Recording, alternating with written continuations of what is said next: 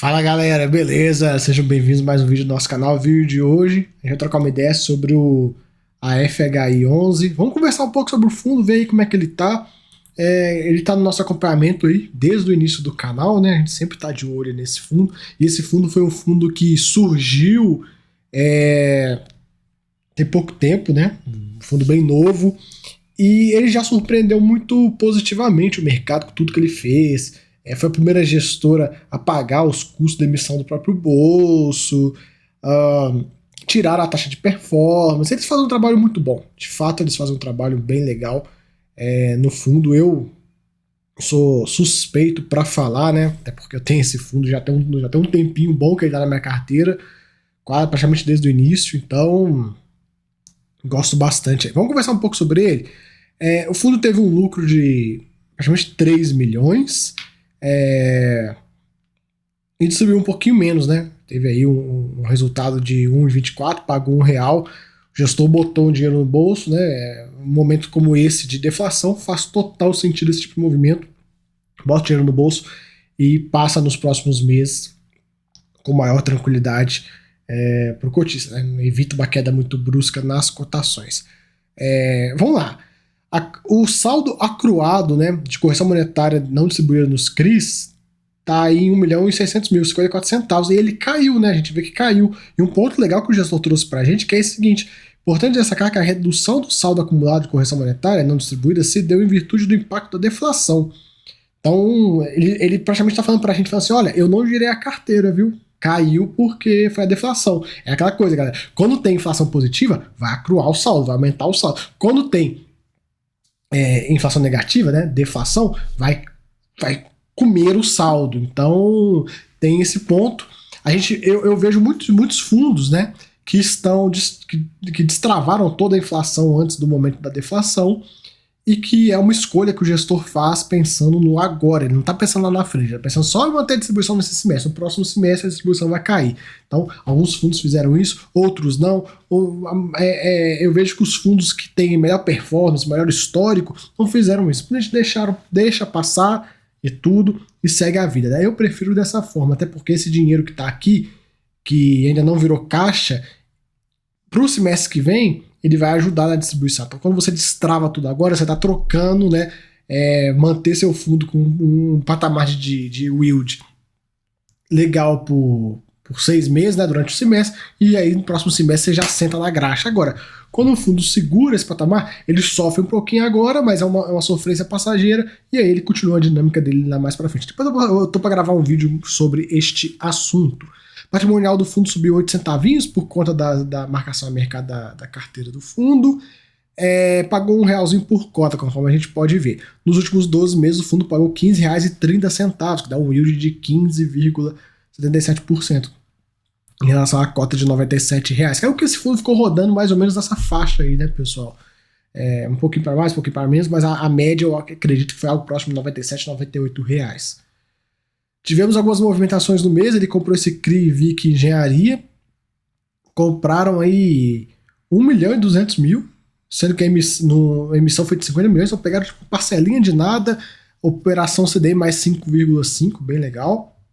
A operação consiste na emissão de CRIs lastreados em créditos imobiliários decorrentes da primeira emissão de notas comerciais da VIC.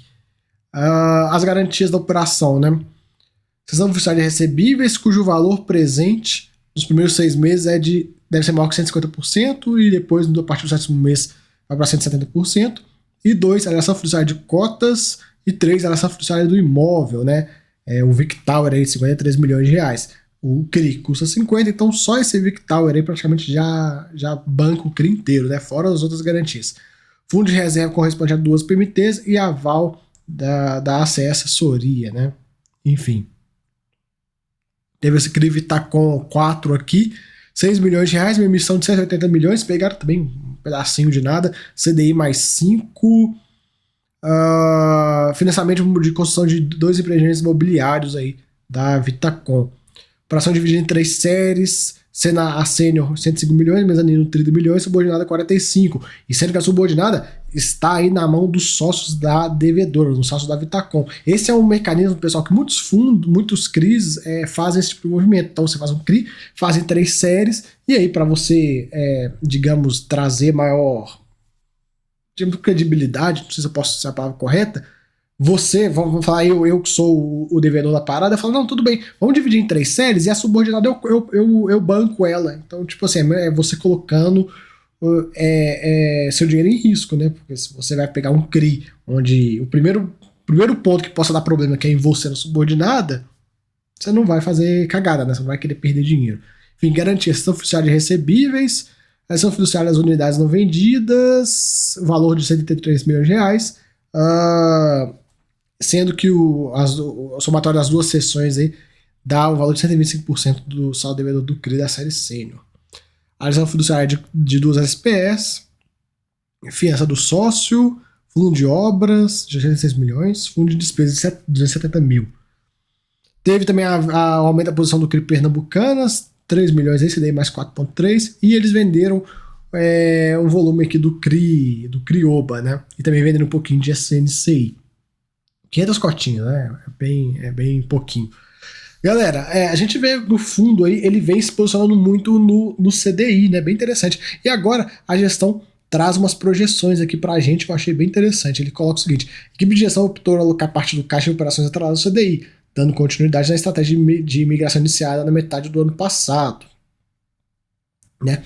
E aí eles estão trazendo uma revisão das estratégias. Então é o seguinte, ele coloca aqui, ó, abril de 2021, o fundo deverá seguir com maior exposição IPCA para acreditar que seria o indexador mais adequado para refletir as condições macroeconômicas do país. De fato Outro ponto, né? Alocou-se praticamente todo o caixa do fundo em operações indexadas ao IPCA+, defendendo o patrimônio do cotista para atravessar aquele cenário. Quem lembra esse cenário de inflação alta e tal, então ele foi em direção ao IPCA. E aí, ele coloca o seguinte: como os momentos de inversão da carteira são lentos pela dinâmica das operações e também pelo cenário macro, em julho de 2021, a equipe de gestão identificou que aquele cenário de inflação levaria a um movimento agressivo de alta de juros, razão pela qual iniciou-se o processo de migração da carteira para ativos indexados ao CDI. Aí ele coloca relatório gerencial de julho de 21. Nas próximas semanas deveremos finalizar a alocação de CRI vinculada ao CDI, buscando beneficiar o fundo diante do cenário aumento da Selic. Naquele exato mês a alocação do CDI era 0 e hoje é em 40%. Ponto interessante: na medida do executável, antecipar movimentos macro auxilia na melhoria dos resultados, sobretudo em países emergentes como o nosso. No momento, a equipe de gestão tem preferência por indexadores, sendo que parte dos ativos indexados ao CDI busca-se duration mais curta, enquanto ativos indexados à inflação buscam taxas mais elevadas. Ponto interessante da gente falar, pessoal. Vocês conseguem ver aqui nesse texto que eles se antecipam bem e nos últimos anos eles vêm acertando eles. Deixa eu deixar o texto lá para vocês lerem. Eles acertaram de forma bem legal, né? Tiveram um índice de acerto legal. Aí eu jogo a pergunta que tá até no título do vídeo e tudo mais. No título não, na thumbnail. Será que eles vão começar a comprar operações IPCA? Mas por que eu faço essa pergunta para vocês? Porque é o seguinte: o mercado já está meio que precificando uma queda da Selic a partir do meio do ano que vem. Como o fundo gosta de se antecipar, ele teria que se antecipar por agora para entrar em operações IPCA, aumentar a participação em IPCA, diminuir um pouquinho em CDI. Então, será que ele vai começar a fazer esse movimento? Fico bem curioso a respeito dessa movimentação. Tem 2 maneiras, né, dele fazer a movimentação. A primeira, reciclando a carteira, então ele vende o que ele tem de CDI e cobra IPCA, que é uma opção. Agora, a opção que eu prefiro pessoalmente é a opção via emissão. Já ajuda, o fundo precisa diversificar, então ele começa, faz uma emissão, ele hoje tem aí quase 300 milhões, faz uma emissão aí de 100 milhões, 150 milhões, enfim, o tamanho não importa, né? Mas ele faz uma emissão, pega esse dinheiro e compra só IPCA+. Com isso ele já dilui a parcela do CDI, já iria jogar o CDI, a parcela CDI para algo próximo de 30%, um pouco mais, um pouco menos da carteira aí. Então, tipo, dessas 2 maneiras, eu prefiro via emissão, até porque o fundo precisa crescer, né? O fundo, por mais que ele já cresceu bem e tal, ainda continua sendo um fundo pequeno, então o crescimento é muito bom para este produto. Então, vamos ver o que eles vão fazer, qual das 2 opções. Eu também imagino que essas 2 opções estão muito ligadas ao que vai acontecer domingo na eleição, né? A gente sabe que São dois cenários totalmente opostos, direções totalmente opostas, situações totalmente opostas. Então, se dependendo do que acontecer, muda toda a estratégia, não só desse fundo, mas acho da indústria inteira, né? Então vamos acompanhar isso aí, vamos ver o que vai acontecer. Eu espero aí que aconteça o melhor cenário possível para a gente continuar com nossos investimentos aí super bem. Aí a gente vê o fundo conseguindo fazer algum movimento que faça com que a gente tenha mais valor. Enfim. DRE dele, olha o ponto principal da DRE, é a parte de correção monetária. Olha só o valor que foi, menos 10 mil reais. Pra vocês verem, deflação é isso aqui. Aí você vai estar, aí agora você aí lá na tela vai estar falando assim, putz, mas não tem proteção contra a deflação? Que fundo bosta, porque o meu DEVA tem proteção contra a deflação. Galera, o DEVA não chega nem no chinelo disso aqui. Primeiro ponto, né? Proteção contra a deflação. Um ponto legal de falar, já vem falando isso em todos os vídeos, mas falo novamente. É uma característica de operações arriscadas. O devedor ruim, ele aceita a proteção contra a deflação. Você acha, vamos aqui, peraí. Você acha que uma Alphaville vai aceitar a proteção contra a deflação? Ela não precisa disso, cara. Todo mundo quer fazer CRI com ela. Uma direcional idem, vamos pegar outra empresa pica aqui. Um Oba Hortifruti. Você acha que eles vão aceitar? Não vão. Pão de Açúcar vai aceitar? Não vai. MRV vai aceitar? Não vai. Então, galera, é uma questão de operações mais arriscadas. Acha que uma Elbor vai aceitar a proteção contra a deflação? Não vai. Uma Pernambucanas a vida? Não vai. Então, proteção contra a deflação é algo que faz parte de fundos mais arriscados, operações ruins. Se você tá lá olhando uma operação para você investir e você vê que tem proteção contra a deflação, já é uma das pistas para você saber se é high grade ou high yield, né? É também um dos pontos que você pode utilizar. Enfim, seguindo, o fundo tem ainda um acumulado de 24 centavinhos, né? Ele tinha 25 mês passado, manteve, né? Fez aí um resultado interessante. O número de cotistas continua crescendo bem. Se pegar aí desde abril, cresceu 50%, olha só, hein? Cresceu muito forte, em 6 meses cresceu 50%, e a tendência é que continue crescendo forte, né? Um fundo que faz um trabalho muito bem feito, o crescimento faz parte aí. Os últimos rendimentos do fundo a gente consegue ver, vamos ver, eu estou muito curioso para ver, pessoal, qual vai ser o rendimento do fundo no momento de pós-deflação, no momento de inflação um pouco mais calma. Eu acredito que fique entre R$1, R$1,15, talvez R$1,20. Vamos acompanhar, vamos ver aí o que vai acontecer. Mas essas distribuições de R$1,40, R$1,35 dificilmente voltam, né? A não ser que entre algum incompetente lá na presidência e faça muita merda com a economia, né? Enfim.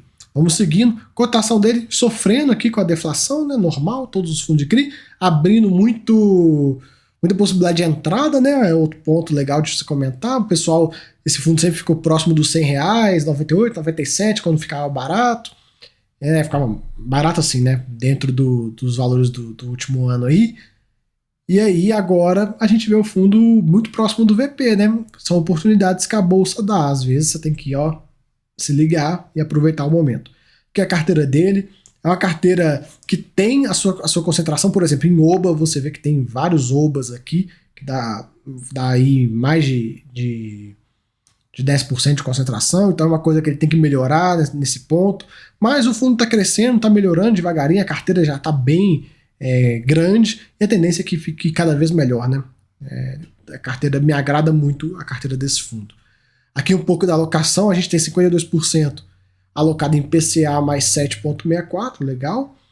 39,97, 40%, vai, alocado em CDI mais 4,43, e temos um caixazinho, ó, caixa legal, hein, 6% em caixa, dá para aproveitar bem as movimentações do mercado. As novas operações do mês, a gente consegue ver aqui a da VIC, da Vitacom. Por indexador, né, a gente já comentou como está a alocação do fundo. O caixa, que hoje está num patamar legal, e o risco, né? Ele é um middle risk bem clássico, né, pessoal? A gente consegue ver entre high grade e high yield. Um pouco da alocação, um foco bem grande em incorporação, legal. e diversificada aqui de securitizadores, sem nem o que comentar. Aqui a carteira dele, como eu já passei meio que já falando sobre ela, né? Então você já consegue ver, são boas operações, um foco grande em incorporação, né? Conforme eu já falei. É uma carteira que me agrada bastante, né? Bem equilibrada, o risco bem calibrado. Enfim, galera, é isso que temos para falar do AFHI. Esse fundo de papel, estou precisando fazer live com a gestão, né? Tem tempo que eles não aparecem aqui. Depois eu vou convidá-los, ainda mais agora com essa parceria que a gente tem lá no Funds e no FIIs. Dá pra gente fazer live numa esfera um pouco maior, beleza? Então fica aí o vídeo, espero que vocês tenham gostado. Até a próxima. Não deixe de se inscrever no canal, hein? Valeu!